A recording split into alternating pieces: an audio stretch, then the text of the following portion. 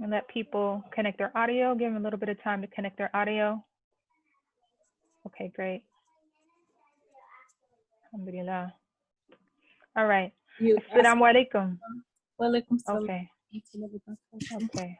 We make sure everyone is muted except for whoever's talking. All right. Good. All right. Bismillah ar-Rahman ar-Rahim. Alhamdulillahi Rabbil Alameen. Ar-Rahman ar-Rahim. Maliki yawmiddin. Iyaka na'budu wa iyaka nasta'een. Ihdina as-sirata al-mustaqim. Sirata alladhina an'amta alayhim. Ghayril maghdubi alayhim waladdallin. Ameen. So excuse me, I'm looking back and forth, checking the waiting room, making sure no one is waiting too long, and trying to make sure people are muted. So, Bismillah. So thank you for joining Khalifa Conversations. Seven from Green Muslims and we started Khalifa Conversations during Ramadan, and we were encouraged to continue this on a monthly basis after Ramadan. May Allah grant us success. My name is Corey Majid. I'm the founder of Green Ramadan, and co-hosting with me in this conversation is Sevam, the executive director of Green Muslims. Okay, as we're settling in, I would like to ask everyone to please stay on mute unless you are going to ask a question, and if you're contributing to the conversation code. So this is a conversation, so please feel free to jump in and share your ideas, share your inspiration, all of that. Alhamdulillah, got a lot of people coming. Let's see. Feel free to jump in the conversation by raising your virtual hand. If you're on a mobile, you can tap your screen and then click more and then select raise hand. You can also put questions or ideas in the chat. Let us know where you're coming from. Let's see. Is that about it? I think that's about it. Alhamdulillah. So the purpose of Khalifa Conversations is to have discussions about practical ways to live the environmental spirit of Islam in our community. And inshallah, you can join us every month. If you have a topic that you'd like to discuss or a person that you'd like to see featured, let us know. Send us a DM or contact us through our websites. I'm at greenramadan.com and Sevam is at greenmuslims.org. Today, we have a special guest, and I'm going to let Sister Sevam do the introduction. Bismillah. Bismillahirrahmanirrahim. Thank you, Sister Corey. It's been a crazy week for my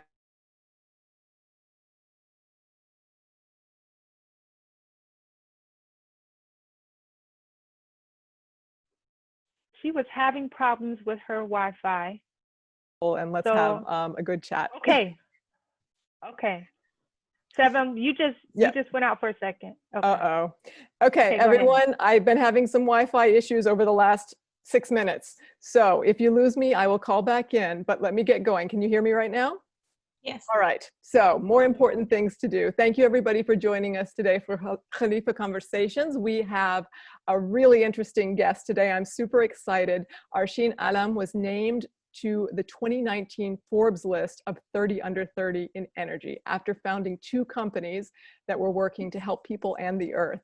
She is the co-founder of CNanoz, a company founded on developing water purification systems based on nanotechnologies. She did this in 2008 after taking multiple trips to her parents' homelands of India and Pakistan, which inspired her to look into new methods for water filtration using cutting-edge materials. From there, she went on to launch GOLeafe, a company working to develop a potentially green alternative to lead acid and lithium-ion batteries.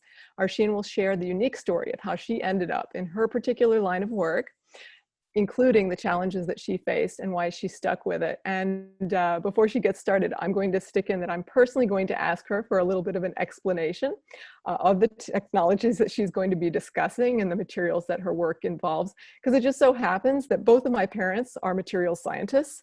And I, of course, went completely away from hard science and studied only humanities and social sciences. And I'm kind of regretting it now with my passion for the environment, but I am going to need some background information, and maybe someone else here might too. So please explain this amazing stuff that you've been doing, and also just how you got to where you are and what you're experiencing, if you don't mind, as a Muslim woman involved with these topics. We would love to hear, and thank you so much for joining us. And if you could also, for the sake of Khalifa Conversations, talk about why these things are so important for helping take better care of the environment. Sure. Thanks again for joining us. All right, so can I share my screen? I need the host to enable that. Got it, Corey?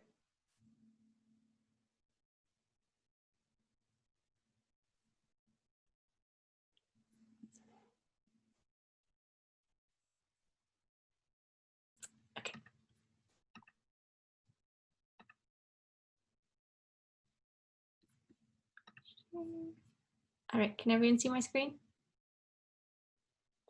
Okay, so thank you guys for being here. Thank you, Ola Muhammad, for doing the introduction, and Sevim for setting this up. So as Sevim mentioned, I'm going to talk to you about my startup GOLeafe, which has developed a low-cost, eco-friendly production process of graphene derivatives from organic sources and its applications. Makes a lot of sense, right? But mostly this presentation is going to talk about my journey there, but I want to keep the presentation part of it short and then open it up to questions, because there's been a lot of tribulations and triumphs throughout this journey, and that could take an entire semester of talking. So I want to let you guys ask the questions that you have. So yeah, as Sevim mentioned, I'm an Indian, Pakistani, Canadian born American. So what kind of inspired me to go down this path was growing up, I visited my dad's home country of India, my mom's from Pakistan. We kind of explored that whole part of the world quite a bit. And one of the things that stood out to me from a young age, being a Canadian child, so from a developed country, was the lack of access to basic resources such as clean water and energy in such a large part of the world. So then when I was applying to college, I knew that I wanted to study something that would hopefully enable me to develop something that could ease some of these pain points across the world. So that led me to material science and engineering in college, and my research project during those 4 years was developing low-cost water filters. We ended up patenting those filters kind of close to when I was graduating, and then basically senior year of college, I was at that moment that probably all of us were at a similar point in our lives, trying to decide what we wanted to do after college. And even though I studied engineering, I knew that I'm brown, I'm probably going to end up going to medical school. So I had also taken all the pre-med requirements, and then kind of everybody was taking MCAT at that time and applying to med school. So I was like, okay, I guess I got to do that too. So I took I studied for the MCAT, took that, and then submitted a bunch of med school applications thinking I'd get a handful of secondaries back. Ended up getting pretty much secondary from all the schools that I applied to, and up until then I'd kind of been an autopilot, just going through the motions of applying and all of that stuff. So I finally took a pause and thought about if med school was really what I wanted to do, and I realized it wasn't, and that I had a passion for kind of this research that I had been doing, and I wanted to see where I could how I could take that forward. So after graduating, I went to India for a couple of months, and that the water filters that we had developed ended up incorporating a company, and we were producing those filters and selling them in India. But that whole experience, being there for a couple of months, taught me two things. One being these carbon nano filters were great for river water and even some groundwater, but not at all for saltwater. And with most of the Earth's water in the oceans, you really needed a desalination technology. The second thing it taught me was I had no idea how to actually run a business. So I came back to North Carolina after those few months, and I started researching different desalination technologies that existed today and kind of the drawbacks with them. And that's when I found a paper that MIT published talking about this wonder material graphene that had the biggest promise for desalination. And for those of you who don't know, graphene is nothing but a single layer of carbon. But it turns out it's very difficult to get carbon down to that atomic level. So because of the process that it has to go through, graphene was one of the most expensive materials on Earth. So having been in the carbon research world for several years now, I kind of went back to the professor that I was working with, and I said, can we explore a more efficient way to produce this material? Because carbon is everywhere. So fast forward a few years of R&D, and also I went to Duke in the meantime and got my MBA to kind of learn how to do that.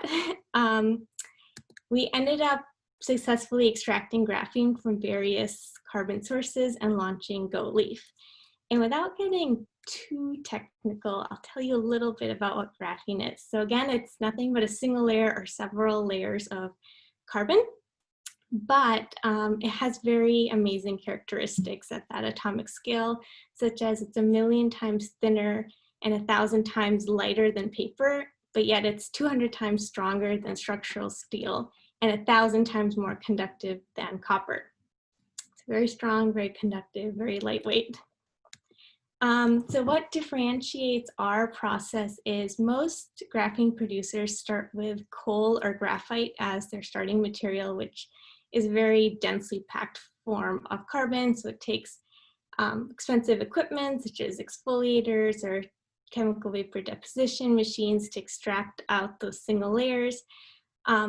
So what we did is we tried different carbon sources such as trees, grass, hay that are not so densely packed, and we were able to develop a chemical process that used much more mild acids to separate out the layers of graphene. It's kind of in a nutshell.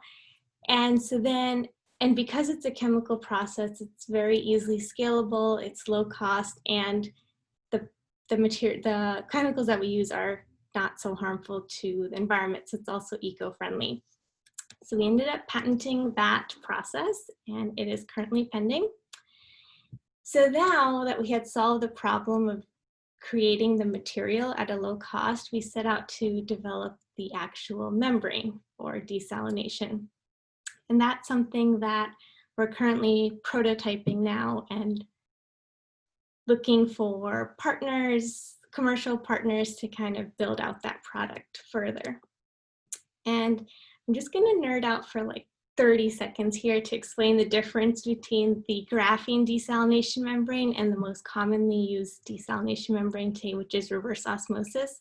So basically how reverse osmosis works is it's several layers of a very tight pore polymer membranes that you basically have to shove water through. So it takes a ton of pressure to pass water through these membranes.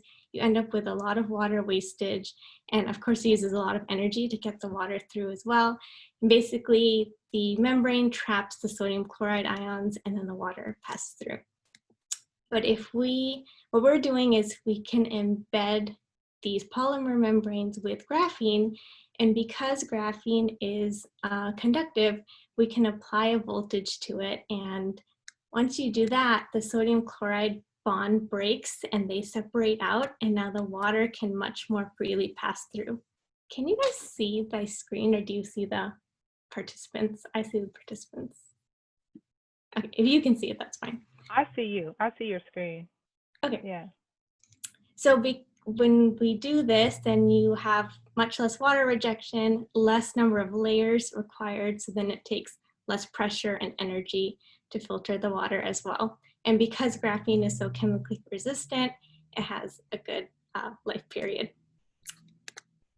So that was the first product application that we wanted to develop, but we have this long-term vision to create an end-to-end graphene-based solution. So again, graphene has a lot of applications in the energy space, two of which that we're working on are graphene energy panels. So basically think of your traditional silicon-based solar panel, but graphene panels have the potential to be a lot more efficient and function even when there's not sunlight out.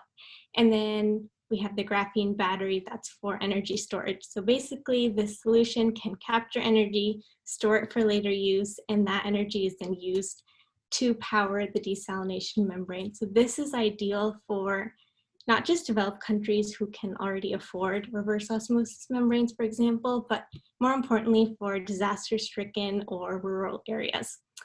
And the key takeaway here is all of these different products, they use the common graphene technology, which is, or GOLeafe technology, which is the different graphene derivatives which we produce. Okay, so this slide is for, I don't know if Uzma Khan is on the call, but from a policy perspective, even though there's a lot of profit and money in oil and gas, the world economy is shifting towards renewable energy, whether they like it or not.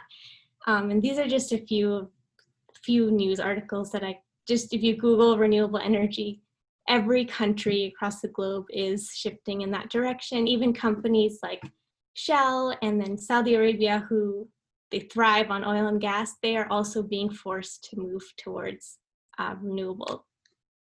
So it's an exciting time to be a part of this movement.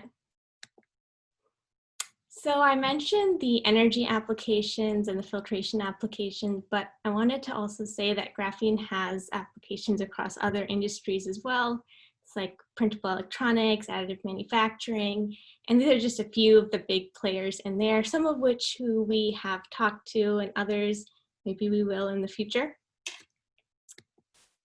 And to give you an idea of how big the market is, just the graphene as like a raw material, that market is expected to exceed $2 billion by 2025 with quite a large growth rate of 46%. But that's just the raw material. If you look at the different product applications for graphene, such as the global synthetic lubricant market, that's expected to reach $5 billion by 2023. And actually Exxon is one of the companies who approached us to talk about using graphene potentially in their lubricants. And these are just a few other companies who we've talked to. Everybody kind of in the technology and material space is very excited about graphene and its potential applications. So I want to give a shout out to I call it a tiny but mighty team. We have a professor, Dr. Shihab, who we worked with, and then Abdul Alam, who happens to be my dad, and also our angel investor who joined me full time basically about 2 years ago when he retired. So that is a blessing and a challenge, but mostly a blessing. And we've got our graphene manufacturing team, and then I'm very lucky to have an awesome team of mentors and advisors back at Duke. So I wanted to mention that we've been working on this technology for several years, and you don't really think people know what you're doing or they take notice of it, especially when I present at various technology conferences. I'm always the only visibly Muslim presenter, usually the youngest one of the only women there. So it has been quite intimidating, but it's very encouraging when you do get recognition. And also I don't have a PhD, which all the other presenters that I present with do.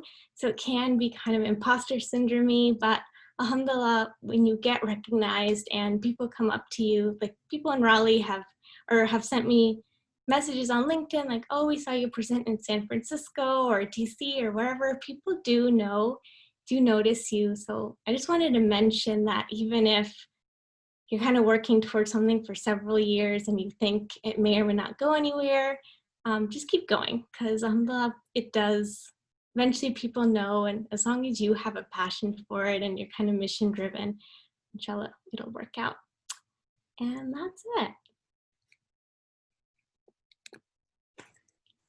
Arsheen, thank you so much. I found that presentation to be very exciting because I could understand what you were saying, and I was really in awe of all the benefits that what you're doing right now can have. I mean, I got the water filtration, but you're talking about other things too. And if you could go into this a little bit more about the other benefits of using graphene, which, by the way, I had no idea what it was until you explained, and now it makes sense. So thank you. But you were talking about other things that appeal to our participants as well as we try to make the world a cleaner place. But you were talking about solar panels and then batteries as well. What were some? There were other benefits to using it too? Could you just review that a little bit? Sure.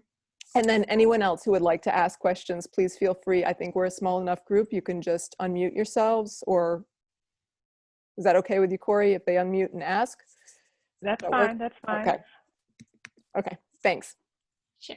So if you think about traditional silicon-based solar panels, they can only absorb light in the visible spectrum. So that means, actually, I think I may have a slide in my appendix.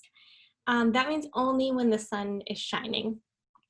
So really it's limited by geography, by season. So this is the visible spectrum that you see labeled with the red arrow.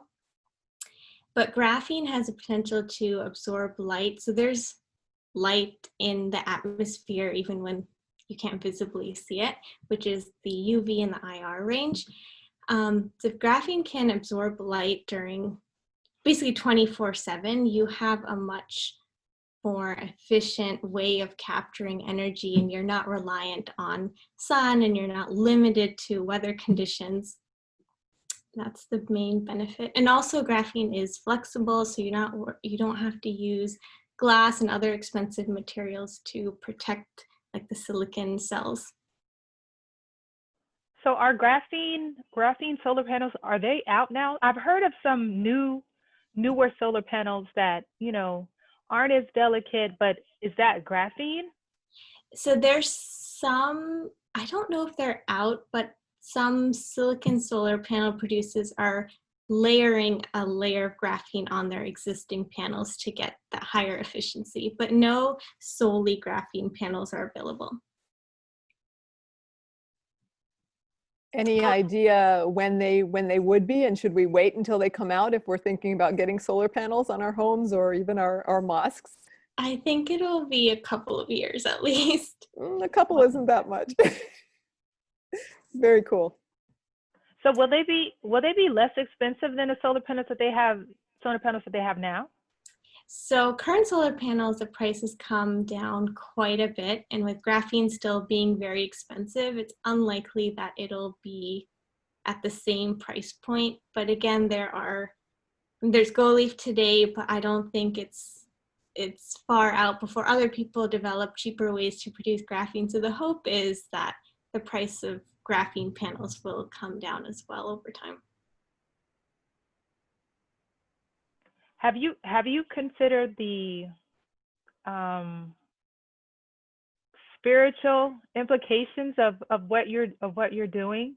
And I'm asking that because there's this hadith where someone asked the Messenger of Allah sallallahu alaihi wasallam. They said, "My mother died. Shall I give charity on her behalf?" And then the Prophet sallallahu alaihi wasallam said, "Yes." And the guy asked, which charity is the best? And sallallahu alaihi wasallam, the Prophet said, a drink of water. So, by you providing this water, to people, to the 70, at least a portion of the 785 million people who don't have access to clean drinking water, have you considered, how, this is a form of, massive charity? Mm-hmm. So, being an entrepreneur, you have a lot of good days, but you have a lot of not so good days where you're feeling very discouraged. And basically the driving force and what keeps me going is that goal that we have, which is to get clean water to people who don't have access to it and serve those underserved populations. So definitely that's something that I think about daily. I want to Farah Khan in the chat said, Subhanallah, carbon in all its forms is such a gift from Allah. subhanahu wa ta'ala. She said she just watched a presentation yesterday about biochar, which can rejuvenate soil and possibly reverse global warming. Can you speak to that application? I'm probably not the best person to answer that question, to be honest. Assalamu alaikum. The reason I brought that up was because I believe it's Imam Zaid Shakir. He is actually going to be doing a kind of a promo for this company to try to help raise funds for them. And they talked about how biochar can literally accelerate the process of soil rejuvenation, which has undergone so much destruction through industrial farming and toxic chemicals and pesticides, being pumped in, and how the carbon can clean and rejuvenate and bring life back to that soil. And it's just, to me, it's amazing, subhanAllah, that it's the same element that is also, in graphene, and yet it can be so destructive to the ozone layer if it's in a different form. So. Right. That's awesome. Do you mind sharing the name of that company so I could read about them? So I believe the manufacturer is called the Green Powerhouse. I want to say the director or the owner of that, or the acronym for their company was AACT something technologies. I'll look it up and I can send it to, I'll send it in the chat, inshallah, while everyone else is talking. But it's the thing that they created it basically takes wood that would have normally gone to, or wood waste material that normally would have gone to to landfills, uses a thermal process to compress it into this charcoal called biochar, and then uses that to feed algae as well. And it's pretty amazing. I'll look it up. Yeah. I don't understand any of the science behind it, but I'll try to look it up, inshallah. Okay. Carbon has really great absorption capabilities, not just bacteria and pathogens, but other contaminants that, like you said, are in the soil. We've only looked at air and water, but soil, absolutely, why not?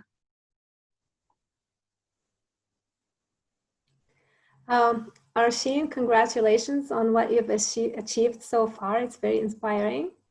We're proud of you. The question I had is the graphene membrane for desalination, is it your main product, or are you looking at the other applications that you mentioned? I also wanted you to go back just to explain to us again the method that you use to produce the graphene from raw material at a lower cost. I kind of didn't catch that very well. Sure, I can start with that and then answer your second question. Sure. So, basically, there's two main differentiating factors. One is the starting material itself. We don't use coal or graphite. So when we use these less densely packed forms of carbon, such as trees and grass, it's easier relatively to strip away those single layers. And because of that, we can use milder chemicals and acids, which are not so harmful to the environment. And machinery like exfoliators and deposition machines, they also use a lot of power. We don't have that requirement as either, so that's another eco-friendly aspect to our process. It's entirely chemical. Okay, very good. And then your other question was about the applications. So all three of these are ones that we are currently prototyping, and the graphene capacitor, or this energy storage device, is actually the one that would be closest to market readiness. But the desalination membrane is something we're still working on in tandem, as well as the energy panels. But we are a very small team, so we have to focus our efforts. And that's why I mentioned we're looking for commercial partners to accelerate the R&D as well as the go-to-market plan. Okay, do you have producers in line? In mind, like manufacturing? Yeah, we're currently talking to a couple of different companies. Good luck with that. Thank you. Thank you. I have a quick question, if I may. Assalamu alaikum wa rahmatullah. You mentioned that you're small. Are you worried in any way? And I joined in late. Maybe you've addressed this point. Are you worried maybe like that the big manufacturers might derail the purity of what you're trying to do here with mass production and maybe cutting corners and with getting the right partners into helping you deliver with more authenticity, if you want to call it that. Are you worried basically with the big companies, kind of derailing what you're doing in any way, shape, or form, or are there? I know in some sense they may be your competition, but or your partners, but are you worried about some of them from being the competition and to kind of derail all the progress that you've made? Definitely, that's a great question. And I think one of the challenges and one of the reasons why it has taken us so long to choose a partner is because your business is that you build is kind of like your baby, and you want to make sure you choose the right partner and that the technology that you've worked to develop ends up in the people's hands who you really want it to be. So we have had to say no to different investors and different companies whose direction we didn't believe in. So yeah, it's definitely a concern, but I think we'll, inshallah, eventually find the right partner. Inshallah. And then maybe a follow-up question. I mean, you've mentioned, that Saudi Arabia and some of the other countries in the Khalij maybe. Are you looking at those also, to partner maybe with those? I'm not sure, right off the bat, if there will be good partners for you. And have you considered going on maybe Shark Tank? Just a side question. A lot of people ask the Shark Tank question. So Shark Tank is good it's not good for companies who are still in the R&D phase. They're more looking for consumer products that are already selling, and they're just trying to grow their sales. So right. Not Shark Tank, but similar programs. Like right now I'm in a technology accelerator based out of Silicon Valley, and they are connecting us to different companies like Shell and Sherwin-Williams and DuPont, and all those companies have R&D branches. So we're in discussions with a lot of them as potential partners. Okay, well, good to hear. And may Allah subhanahu wa ta'ala open all the doors for you and give you tawfiq and taysir in everything that you're doing. We are looking forward to hearing more about your journey. Thank you so much.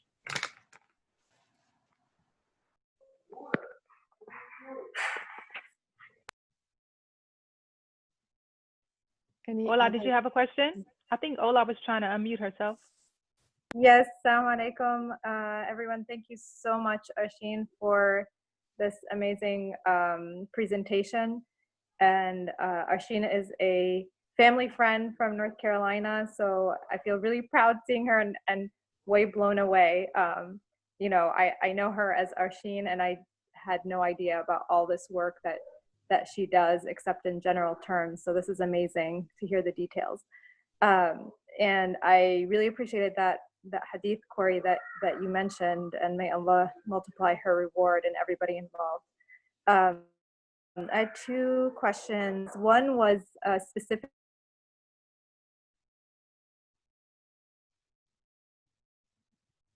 Ola, we lost you, or I lost you.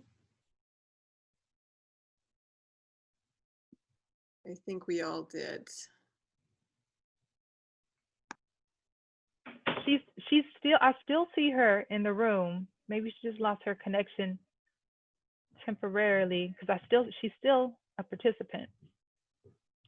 While we wait for Ola, anyone else have any questions or comments? Arsheen, did your dad want to comment? I see him in here. Dad, anything to say? I think my mom's with him too. Maybe he'll embarrass you.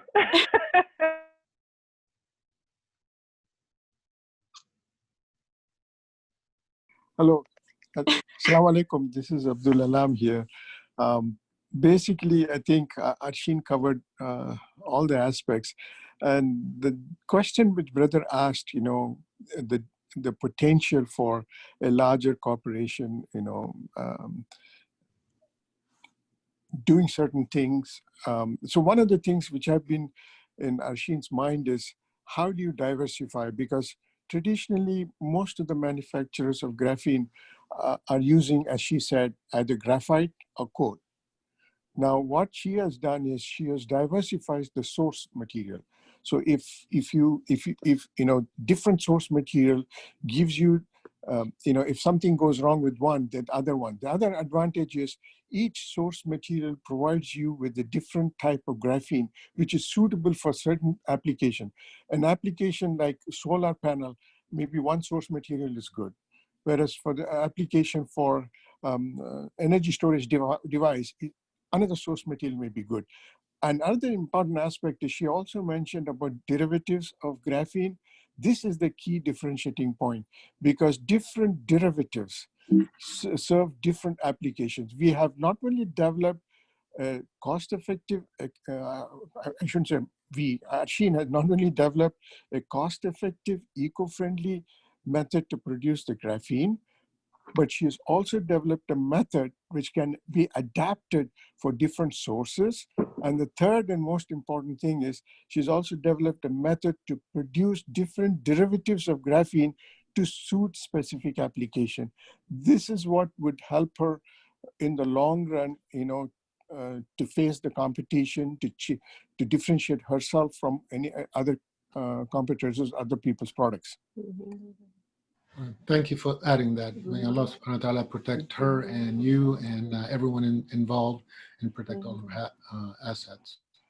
The other thing also I wanted to add is Arsheen did produce a very, very cost-effective solution for Rohingya refugees. And it was very cost-effective, and it was removing all the bacteria and everything else. But the problem she ran into is she couldn't find any NGO to market it to Bangladesh, to the place where the people needed it. This is one of the challenges as a startup you face, because you have to have the right connection with the right NGO, though you may have a right product to serve the need. It was a very, very simple solution, an elegant solution, very cost-effective she had produced. It is sitting in the lab, unfortunately. SubhanAllah. A question that came to my mind, Arsheen, with hearing your dad's comments, it's really mind-blowing that whenever one person comes up with what is truly a new idea, it's so amazing. Why do you think, or do you feel that these ideas that you're working with now were never applied previously? What were people avoiding? So graphene was first discovered back in 2008, and ever since then there's hundreds, if not thousands, of people trying to develop graphene as well as graphene solutions, but the high cost of the material itself is what has kept everything from actually reaching the market. But from anywhere from university labs to corporate R&D departments, they're looking at graphene. So it's just a matter of time before we do start to see these solutions. But again, it's the cost. Well, I totally get why you went to business school. I realize that with any amazing idea, you have to be able to market it properly in the world today. And that means protecting yourself too, as well as spreading it. So I think that was an incredibly wise decision. This is all so fascinating. And you made it interesting, even for those of us who don't have the appropriate background.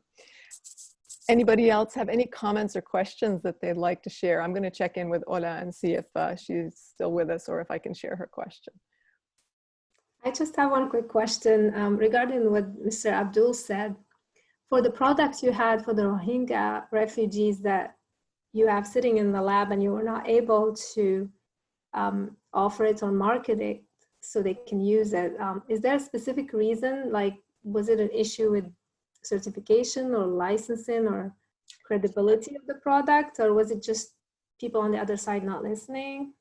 So there were a couple of NGOs in the Rohingya refugee camps who were willing to receive and distribute them, but there was a lot of red tape around. So we produce our material in India.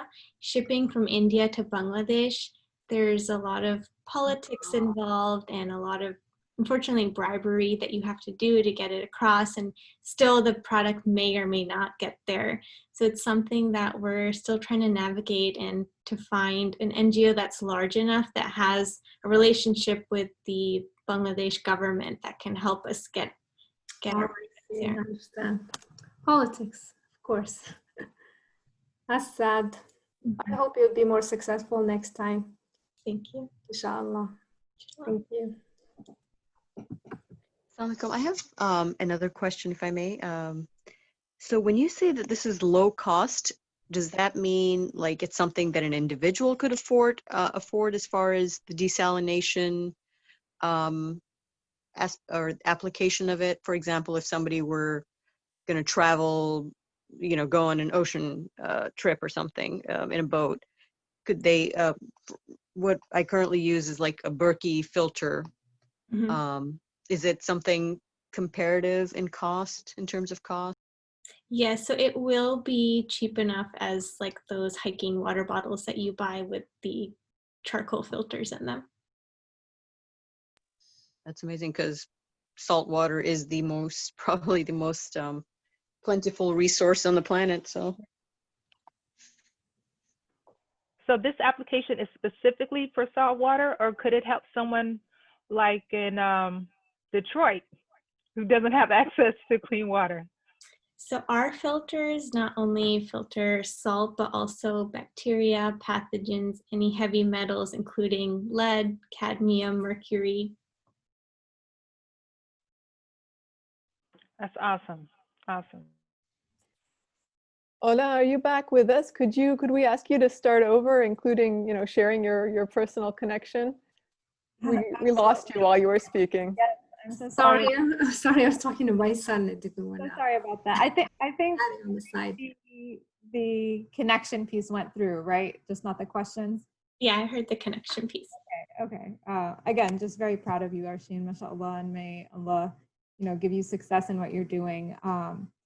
And I actually, the more technical question I had got answered in these previous questions. So no need to answer that. I guess my non-technical question, I really loved your end piece about when you're talking just about what it's like to be in this space as a Muslim woman and as, someone with like a Pakistani Indian background. What kind of support would you think would be appreciated, like being in that space and seeing the challenges? What are some things like support that you wish you had as a Muslim woman working in this space? So first I'll start with the support that I do have that has made this whole process a lot easier. First and foremost, my family. My parents have 3 daughters, and they've never let us feel lesser than or that we can't do anything that a son could do. So that's definitely where it began. But then I also have, alhamdulillah, a great group of friends that includes you, Ola, that encourages us. Because my older sister also has a company. That's a different story. This is about me. I'm just kidding. But also, yeah, our friends encourage us to keep going. Because of course, after business school, I saw my classmates go out and go get those 6-figure jobs that you get after an MBA. But the friends have been encouraging. And then my professors, actually when I was in business school, I was working a full-time corporate job just because I needed money after graduating college. But about halfway through the MBA is when my professors encouraged me to take the leap and do this full-time. And after that, you kind of just build a network through your friends, but also through speaking engagements. So at first, when I would speak places, I would just think, nobody wants to hear this. Like, why do they care what I'm working on? It's just a very imposter syndrome kind of thing. But then I realized, well, they're all in this room for a reason. They chose to be in this room to hear me talk and to hear what I'm doing. So a lot of it is motivating yourself to believe in yourself. And it's not always easy. But yeah, friends and family. To hear what you have to say, Arsheen. And sorry, a follow-up question to that. How about the reverse? What would you tell maybe a young Muslim or anybody who cares about these kinds of issues, wants to be involved? What do you think Muslims need to do more of in this space, whether it's on the technical side or just environmentalism and caring about the environment in general? STEM education. I'm a huge STEM advocate. So I do talk to a lot of young Muslim girls in our community about pursuing education in STEM. And even if you don't do STEM, I think it's very important to know why you care about something. Like if you don't study STEM, why are you studying what you're studying? What do you want to do with it? And I think that helps you keep moving forward. So much, Arsheen. Oh, that's so exciting. Sorry, Corey, go ahead. No, I was just gonna say, I'm a mom of 5 daughters, and just, you know, hearing your story now is really, really inspiring to me. I always, you know, try to tell my daughters, you know, you can do, you know, whatever you want, and you know, whatever a good Muslim would do, you know, you're having faith, and doesn't stop you from having, you know, ambition. And a matter of fact, your faith can help you towards your ambition, and, you know, purify your intentions toward that ambition. So alhamdulillah, this is it's amazing hearing your story, and I appreciate it. Thank you. I was actually going to ask if you were doing things to help support future endeavors by others, but you answered my question when you mentioned talking to girls about going into STEM-related topics. How about the financial aspect of it as well? Having to start your own business, is it enough to be making contacts as you were describing all the people that you've met? Or do you have to have somebody close at hand to give you that initial financial boost to even start an idea? Is there anything that we can do as a community to help support such endeavors?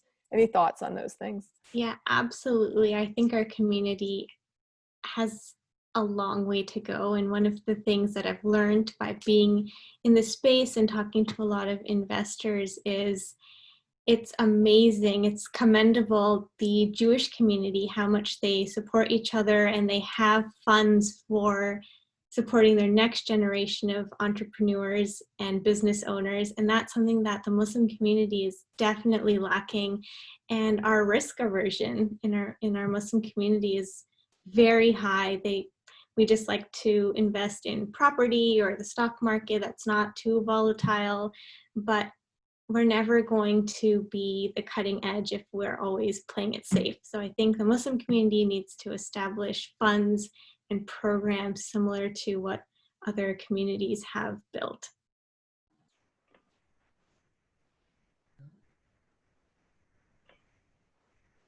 I think what your path kind of reflects that. So in the beginning, you were playing it safe. In the beginning, you were playing it safe, and you were like, okay, I guess I'll go to medical school because everybody else is going to medical school. But then you're like, okay, that's not really where my interest lies. And I guess as a community, we need to do this. As a Muslim community, we need to do this as well. We need to stop playing it safe, figure out what our interest lies, where our interests lie, and go for it. Yeah. And again, shout out to my parents for supporting us, not just financially, but emotionally. They encouraged us to keep going when all their friends' kids are going to medical school and had promising futures as doctors. This was a risky path to take.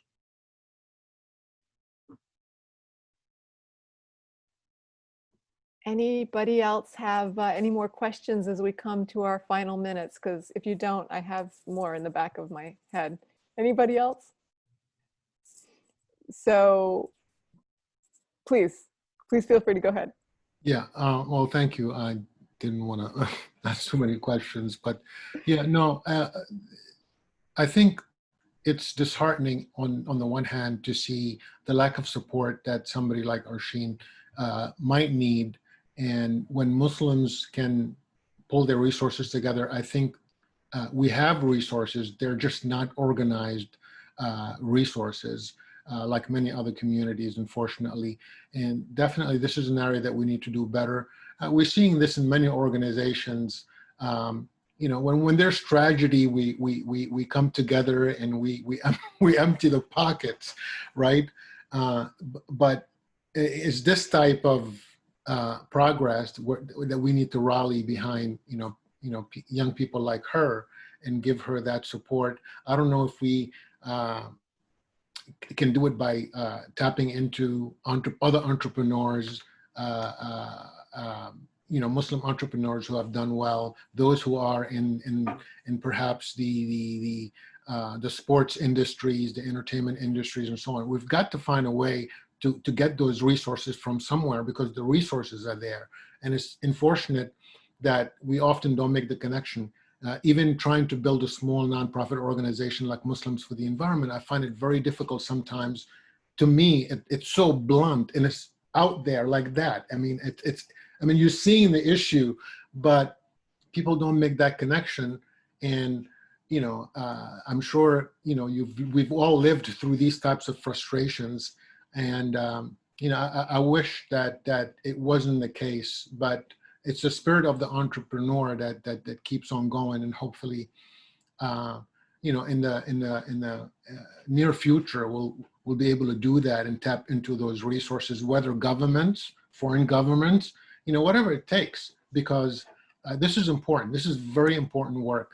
And when Corey mentioned that hadith about the water, Rasulullah sallallahu alaihi wasallam didn't drink clean, crisp water. He actually drank his whole life brown water. And this is why Aisha radiallahu anha used to call it al-aswadan, the two black things, right? The two black things were made up of dirty water and dates. Why would they call water, you know, the black thing? Because it wasn't crisp. And when you put those connections together, I mean, you know, for something like this, that so many Muslims that, you know, and non-Muslims desperately need, it's heartbreaking on the one hand, you know, to not see us galvanized to be able to deliver on such a promise. But, you know, you get up the next day and you keep on working. I'm sure she will do the same, and it's going to come, Arsheen. I just wanted to give you that support, at least that verbal support, that is going to come, and all the people who are doing great work here, from Corey to you and Savim and other people. It's a struggle, but we do it because we know it's the right thing to do, and eventually we will get there, and you will have that support, and you know there's light at the end of the tunnel. But thank you for sharing what you shared with us today. I think you bring up a great point about when there's tragedy, alhamdulillah, our Muslim community comes together and we solve the problems downstream. Like we'll donate so much money to get bottled waters delivered to, for example, the floods that are happening in Sudan. But if we had a filtration technology ready to deploy in those kind of places, we wouldn't be rushing bottled water, which actually costs a lot more than if you're just able to filter the water that's there. Right, it's like teach, rather than teach to fish, it's like, okay, give the fish. And that's what we love to give fish, but we don't like to teach how to fish. And that has to change. But thank you again. Well, thank you, Brother Muhammad, for sharing that. I look forward to keeping in touch because the main reason that Corey and I started this program was that so we could connect with other Muslims who are concerned about these issues and strengthen our movement. As you were talking, I was thinking about how I used to feel that, you know, there were no Muslims interested in the environment, and there must be some religious explanation like dunya doesn't matter, and that's why they're not taking care of it. Astaghfirullah. I have observed, especially in college-age kids these days, it seems like the heads of all of these youth movements here where I am in Northern Virginia. They're all Muslim, mashallah. And so I realize there are generational changes that occur, and inshallah they will continue for the environment, but as well as for supporting our entrepreneurs as well. Corey, I'm going to stop now because I realize we only have 2 minutes left. Arsheen, thank you so much. Everyone, thank you for participating. Please keep joining us no matter what the topics are so we can build this community, and we will keep talking about the things that we can do together and help support each other. Alhamdulillah. So yeah, it's time for us to close this out. Arsheen, did you have any closing words? Would you like to share like how people can get in contact with you and, you know, support you? Sure. Again, thank you so much, everyone, for joining. You can follow us on, I don't post that much, but I'll try to do better, post on our GOLeafe Facebook page and LinkedIn page to follow our progress.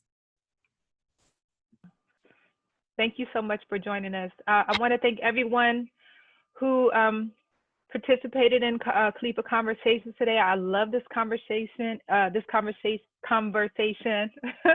It's been awesome to learn more about you, Arsheen, and your path and GOLeafe. We look forward to supporting you and you know, following you in your journey. I can't wait. Make dua for you for your success, inshallah. I also want to say I love how these conversations have allowed us, you know, to connect despite our location and to help us to share ideas. And I hope that this conversation inspires us to take action locally as well. So Seven, did you have anything that you wanted to? Okay, good. Well, let's close it out. So follow Green Muslims and Green Ramadan on Facebook, on Instagram, and Twitter. Yeah, thank you for joining us. Assalamu alaikum. Let's close out with Wal Asr. Wal Asr. Inna l-insana lafi khusr illa alladhina amanu wa amilu salihati wa tawasaw bil haqqi wa tawasaw bis sabr. Amen. Thank you so much. Thank you, everyone. Assalamu alaikum. Hope to see you next month. Wa alaikum assalam. Thank you. Alaikum assalam.